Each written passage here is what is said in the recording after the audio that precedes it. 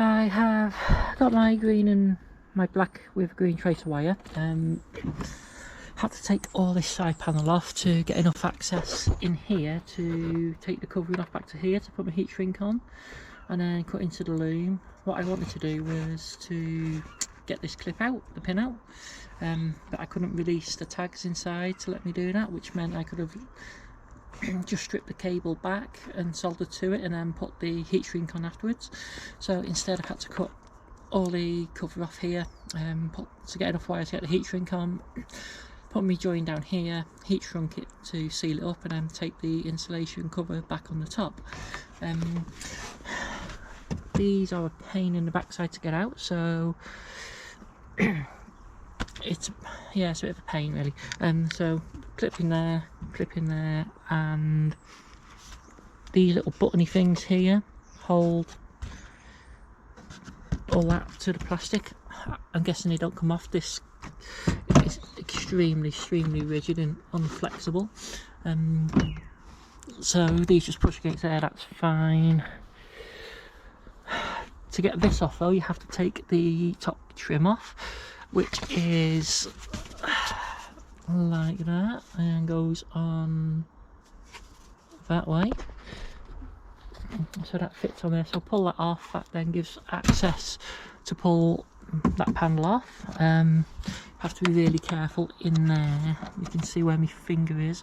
You have to really get in against the metal, otherwise they snap. So there's that one there, one here, there's one up inside as well. Got one in the house, I'll show you afterwards. And what I've done is just to give me enough room to get in, to get to the heat shrink and that. So cable's going to go down under there now. It's going to run under here. I wanted to originally go through here, through the cross member, but there's just too many sharp edges on it. So because we have the jackies, pump and whatever in here for the wheel nuts and whatever, what I'm going to do is utilise the space down behind there, but as you can see there's plenty of access here to the wires, which is good, so I don't have to pull all this side out. I just needed to get it out enough just to get the wire to run behind it. Yeah, so that's in now ready, and what I'm going to do is just start splicing into these wires here now, ready to connect the relay up. So we have a CAN bus, we'll have the CAN bus bypass relay in place. The only thing I didn't do the other week was when I checked for which one was the reverse light wire, I didn't actually write it down, which was a bit stupid, so I need to do a check on that again.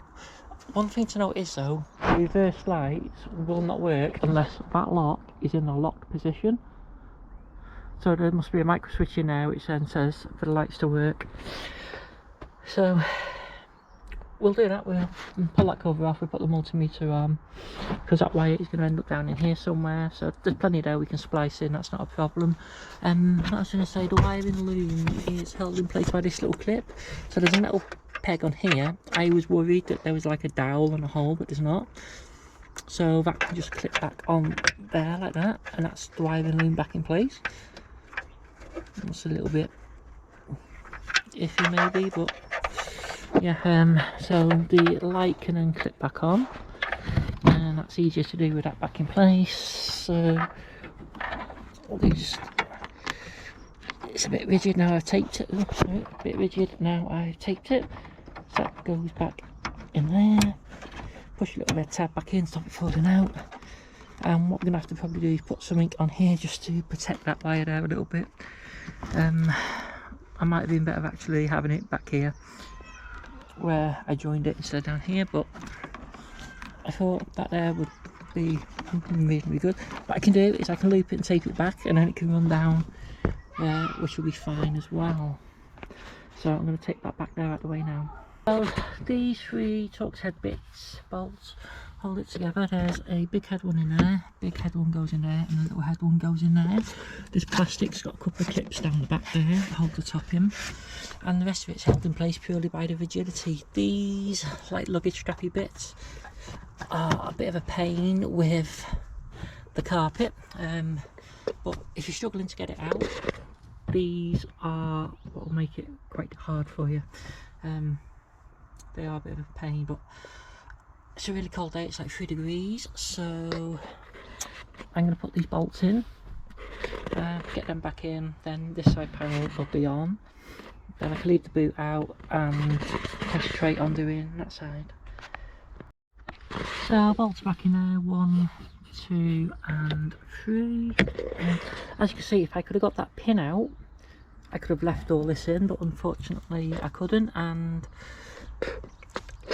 like I say, it's 3 degrees, and I was trying to do it with a needle because it's the only thing I had that's like small enough to get in the hole. But it's not small enough that the length of it's not long enough, or the small diameter, so I just couldn't quite get the pin out, so had to bite the bullet, take the interior out. But yeah, we're getting it done. So I couldn't get any more done with the back, so what I've done is I had to pull this cover off for the side panel. I've just pushed the wire under the trim down here for now. As you can see, it comes out there. So I've pulled that off. I've put the wire down here with the main loom. I've taped it on top so that it doesn't rub against the bodywork anywhere. Need to have a look at the wire down here because that was rubbing, so that'd be a potential problem in the future. Can't see what holds that in down the bottom of there to pull this right out, but it's clearly stuck in here somewhere. With that big clip there, so this bit comes out, so pain in that. So that comes out, this bottom bit comes out to get the wire all the way along, and then that lets this bit come out afterwards. But I've got as far as I need to for today. It's really cold, so I'm gonna pack up and go in. I will probably pull the front off because I've got to get to the fuse board, so I'll pull the front off, I'll pull it off, and what I'll do is probably stick a rod down here and then pull the wire through instead. But I do need to get this off really so that I can tape it properly, but that'll be a job for a warmer day. So I'm going to clip this back in now. So it's a bit of a pain with it being so cold, and you can't do it one-handed, so I'm not even going to attempt to. Yeah, after taking this off to get the wire through there, and like I say, feed it through the loom and tape it, etc. There's a bung down there where I can put the grommet. There's a grommet down there for the hole where I can pull the wire through for the TOWBAR electric. So I'm not going to go any further with these. I'll put some sealer in that hole down there that I made, and I'll put a new cable on to actually come up in here, because I don't really think this one's going to be long enough, but it might be, but I don't think it will. So yeah, we're not going to get it finished today because we need some more cable, so I might go and see if I can get any of that tomorrow. Otherwise it's too cold. Plastic's just cold and brittle, so I'm not going to even go near pulling the bumper off to get to that bung. What I might potentially try and do for now is just feed the wire down and at the bottom, because I can take the little plates off underneath, little plastic covers, which is fine because they're only screwed on. And yeah, that's it really. Time to pack up. So not a lot in here really. Wires everywhere. Potential there for that to rub through. That's been rubbing. Same with these. Look how tight they are, man. That's mental, innit? Mental. Never mind. I'm not going to own it forever, are we? So doesn't really matter. Got the wire down there now through the grommet. So next job is going to strip this outer back, strip the outer back on the core, put a blobber solder on each of the wires just to give it a decent edge to put into the connector, and then we'll get this connected into the relay, get the relay plugged in, we'll connect the power wire to where is it hiding? Just there. Put a spade clip on there because we're going to pull a jumper wire out of there as well to go to a power socket, which I'm going to put up in here. So that's the job that needs doing. But first things first, we'll get this done so we can get this in and get it all working, and then we'll worry about putting a socket in there later. So that's that. Let's crack on.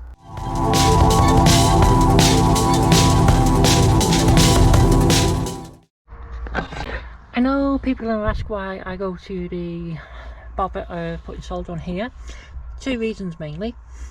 Firstly, it makes sure that the core wires are all connected together, and secondly, it gives the fastener that holds it into the connector something to actually bite down onto. A third reason you could say is it's going to help prevent and help stop the corrosion possibly around the terminal itself. But like I say, the main reason is make sure all the wires are joined so we've got even distribution of power through the core, and to give the clip something to bite into and keep it all together so you don't just pull down on a couple of wire strands and the rest of them are just basically not holding it. And that's it, simple as.